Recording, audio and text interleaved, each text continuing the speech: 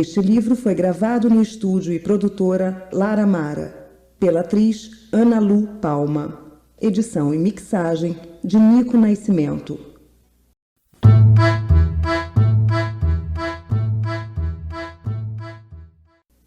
O Relógio de Ouro. Agora contarei a história do relógio de ouro. Era um grande cronômetro inteiramente novo, preso a uma elegante cadeia. Luís Negreiros tinha muita razão em ficar boquiaberto quando viu o relógio em casa. Um relógio que não era dele, nem podia ser de sua mulher. Seria ilusão dos seus olhos? Não era. O relógio ali estava sobre uma mesa da alcova, a olhar para ele, talvez tão espantado como ele do lugar e da situação. Clarinha não estava na alcova quando Luís Negreiros ali entrou. Deixou-se ficar na sala a folhear um romance, sem compreender muito nem pouco ao ósculo com que o marido a cumprimentou logo à entrada. Era uma bonita moça esta Clarinha, ainda que um tanto pálida, ou por isso mesmo.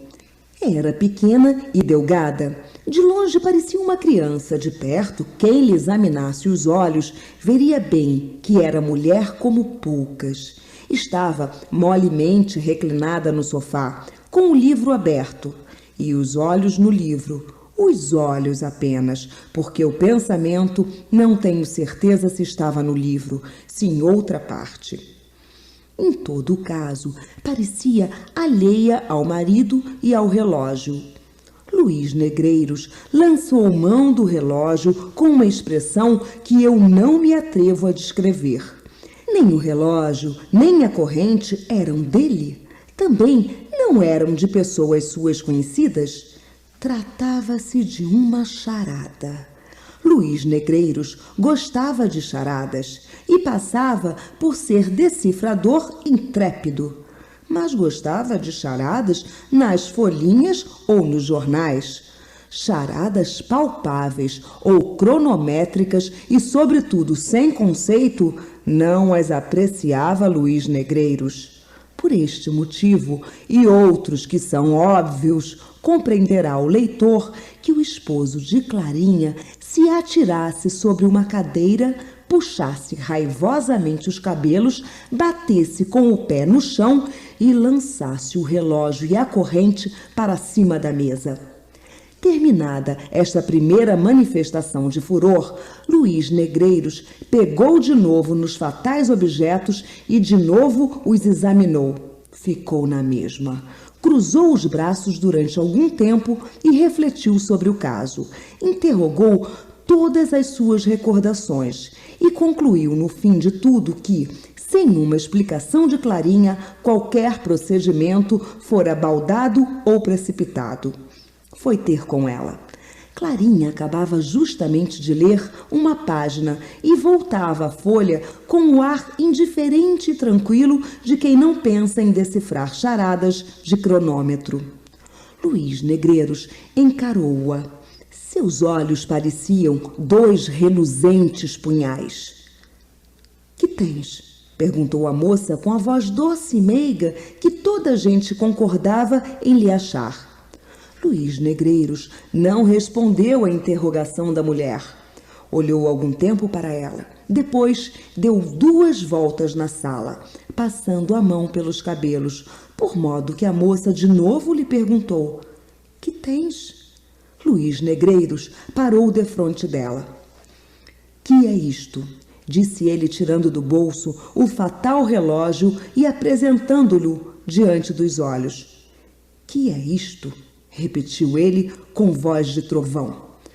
Clarinha mordeu os beiços e não respondeu. Luís Negreiros esteve algum tempo com o relógio na mão e os olhos na mulher, a qual tinha os seus olhos no livro. O silêncio era profundo.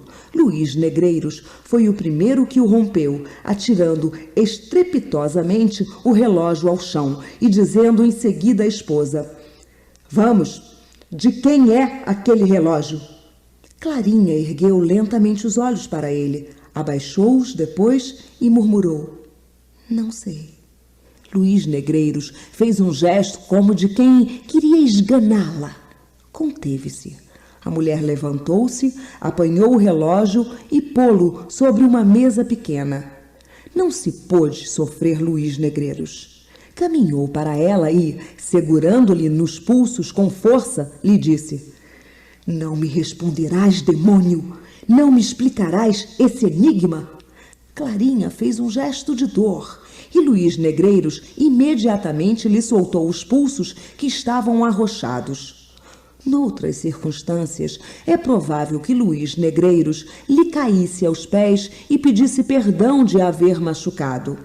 Naquele, nem se lembrou disso, deixou-a no meio da sala e entrou a passear de novo, sempre agitado, parando de quando em quando, como se meditasse algum desfecho trágico. Clarinha saiu da sala. Pouco depois, veio um escravo dizer que o jantar estava na mesa. Onde está a senhora? Não sei, não, senhor. Luís Negreiros foi procurar a mulher. Achou-a numa saleta de costura, sentada numa cadeira baixa, com a cabeça nas mãos, a soluçar. Ao ruído que ele fez na ocasião de fechar a porta atrás de si, Clarinha levantou a cabeça e Luís Negreiros pôde ver-lhe as faces úmidas de lágrimas. Esta situação foi ainda pior para ele que a da sala.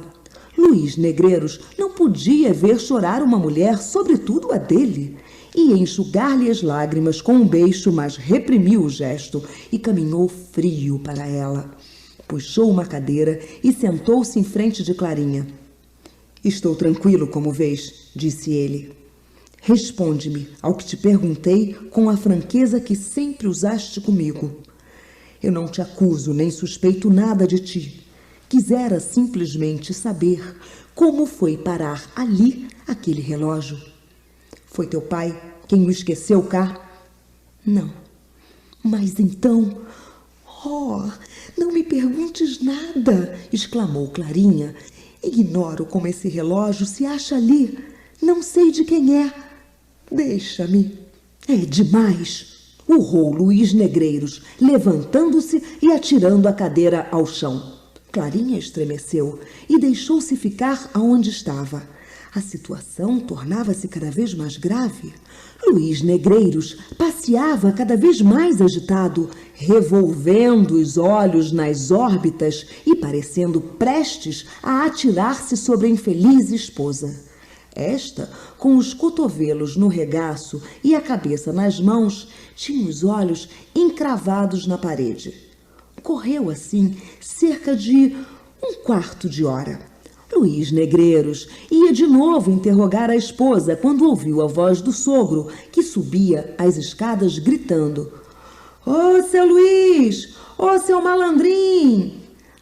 Aí vem teu pai, disse Luís Negreiros. Logo me pagarás.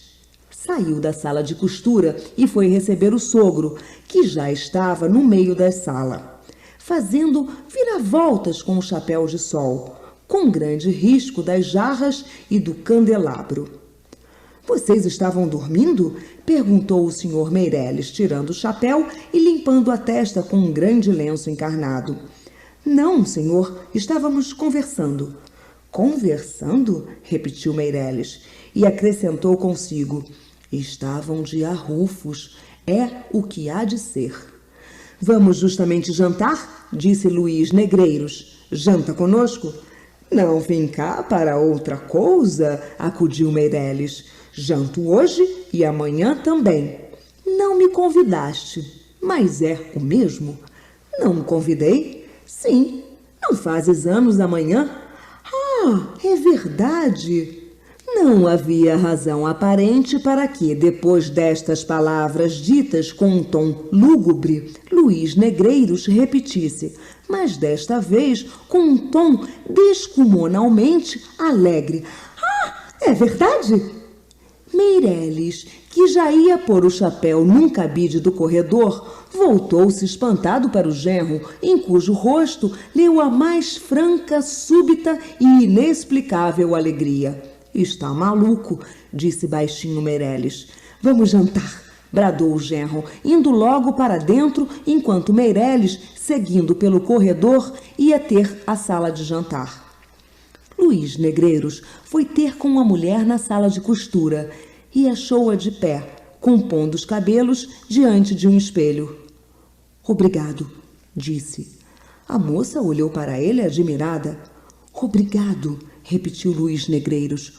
Obrigado e perdoa-me. Dizendo isto, procurou Luís Negreiros abraçá-la, mas a moça, com um gesto nobre, repeliu o afago do marido e foi para a sala de jantar. Tem razão, murmurou Luís Negreiros. Daí a pouco, achavam-se todos os três à mesa do jantar e foi servida a sopa, que Meireles achou, como era natural, de gelo. Ia já fazer um discurso a respeito da incúria dos criados, quando Luís Negreiros confessou que toda a culpa era dele, porque o jantar já estava muito na mesa. A declaração apenas mudou o assunto do discurso, que versou então sobre a terrível coisa que era um jantar requentado. Qui ne valut jamais rien. Meireles era um homem alegre, pilérico, talvez frívolo demais para a idade, mas em todo caso, interessante pessoa. Luís Negreiros gostava muito dele e via correspondida essa afeição de parente e de amigo, tanto mais sincera quanto que Meireles só tarde e de má vontade lhe dera a filha. Durou o namoro cerca de 4 anos, gastando o pai de Clarinha mais de 2 em meditar e resolver o assunto do casamento. Afinal, deu a sua decisão, levado antes das lágrimas da filha que dos predicados do genro, dizia ele. A causa da longa hesitação eram os costumes pouco austeros de Luís Negreiros. Não os que tinha ele durante o namoro, mas os que tivera antes e os que poderia vir a ter depois. Meireles confessava ingenuamente que fora marido pouco exemplar e achava que por isso mesmo devia dar à filha melhor esposo do que ele. Luís Negreiros desmentiu as apreensões do sogro. O leão, impetuoso dos outros dias, tornou-se um pacato cordeiro. A amizade nasceu franca entre o sogro e o genro, e Clarinha passou a ser uma das mais invejadas moças da cidade. E era tanto maior o mérito de Luís Negreiros, quanto que não lhe faltavam tentações. O diabo metia-se às vezes na pele de um amigo e ia convidá-lo a uma recordação dos antigos tempos. Mas Luís Negreiros dizia que se recolhera a bom porto e não queria arriscar-se outra vez às tormentas do alto mar. Clarinha amava eternamente o marido e era a mais dócil e afável criatura que por aqueles tempos respirava o ar fluminense. Nunca entre ambos se dera o menor arrufo. A limpidez do céu conjugal era sempre a mesma e parecia vir a ser duradoura. Que mau destino lhe soprou ali a primeira nuvem. Durante o jantar, Clarinha não disse palavra, ou poucas dissera, ainda assim as mais breves e em tom seco. Estão de arrufo, não há dúvida, pensou Meireles ao ver a pertinaz mudez da filha. Ou a arrufada é só ela, porque ele parece-me lépido. Luís Negreiros efetivamente desfazia-se todo em agrados, mimos e cortesia com a mulher, que nem sequer olhava em cheio para ele. O marido já dava o sogro a todos os diabos, desejoso de ficar a sós com a esposa para a explicação última que reconciliaria os ânimos. Clarinha não parecia desejá-lo. Comeu pouco e 2 ou 3 vezes soltou-se-lhe do peito um suspiro. Já se vê que o jantar, por maiores que fossem os esforços, não podia ser como nos outros dias. Meireles, sobretudo, achava-se acanhado. Não era que receasse algum grande acontecimento em casa. sua ideia é que, sem arrufos, não se aprecia a felicidade, como sem tempestade não se aprecia o bom tempo. Contudo, a tristeza da filha sempre lhe punha água na fervura. Quando veio o café, Meireles propôs que fossem todos três ao teatro. Luís Negreiros aceitou a ideia com entusiasmo. Clarinha recusou secamente. Não te entendo hoje, Clarinha, disse o pai com um modo impaciente.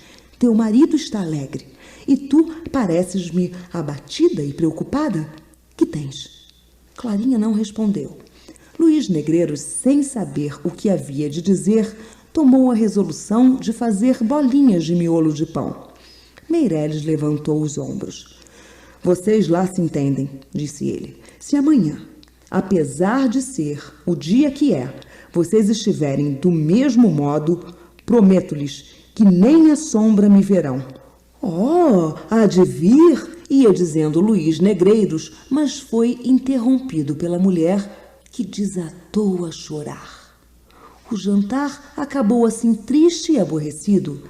Meireles pediu ao genro que lhe explicasse o que aquilo era, e este prometeu que lhe diria tudo em ocasião oportuna.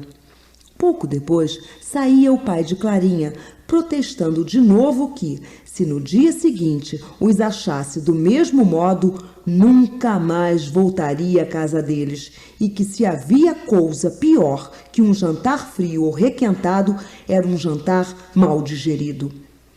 Este axioma valia o de Boileau, B-O-I-L-E-A-U,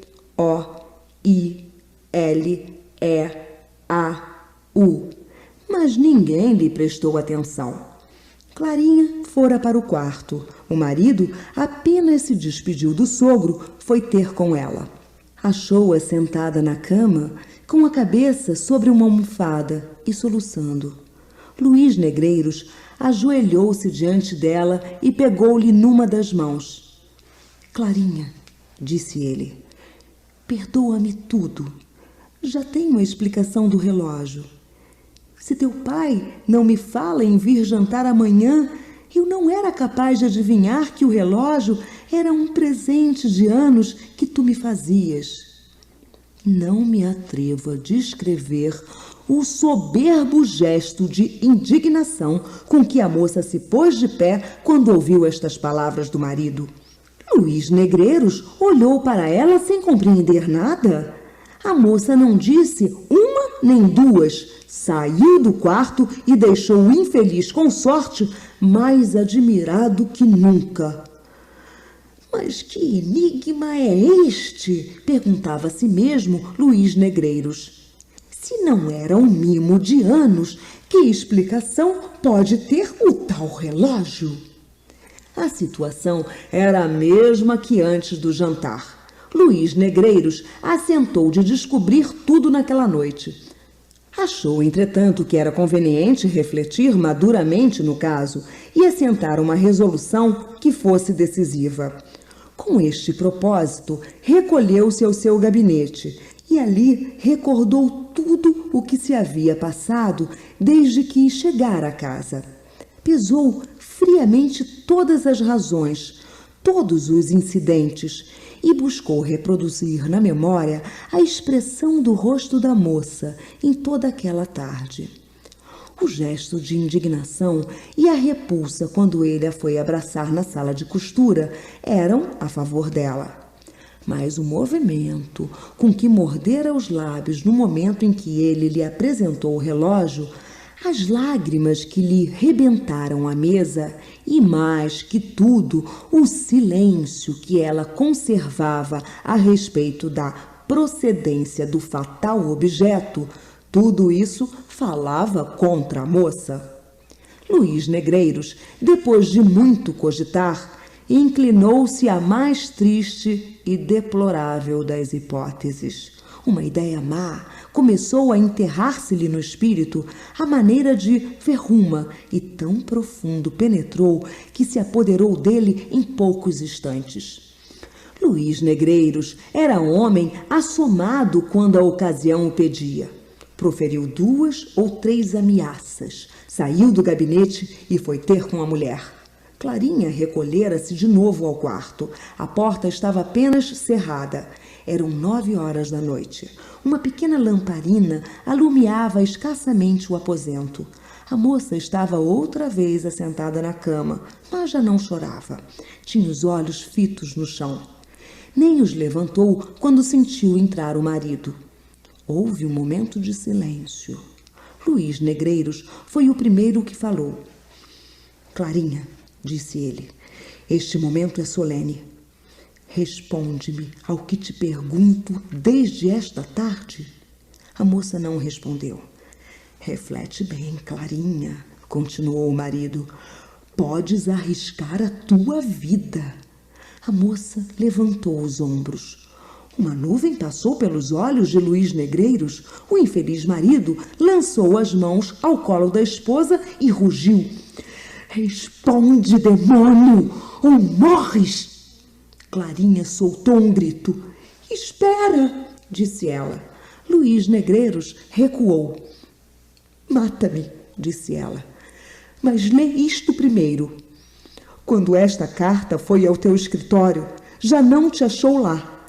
Foi o que o portador me disse. Luís Negreiros recebeu a carta. Chegou-se à lamparina e leu, estupefato, estas linhas. Meu nhonhô, sei que amanhã fazes anos.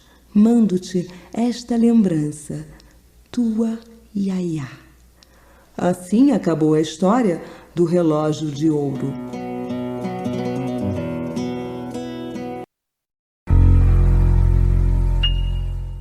Para ler este conto, acesse www.poeteiro.com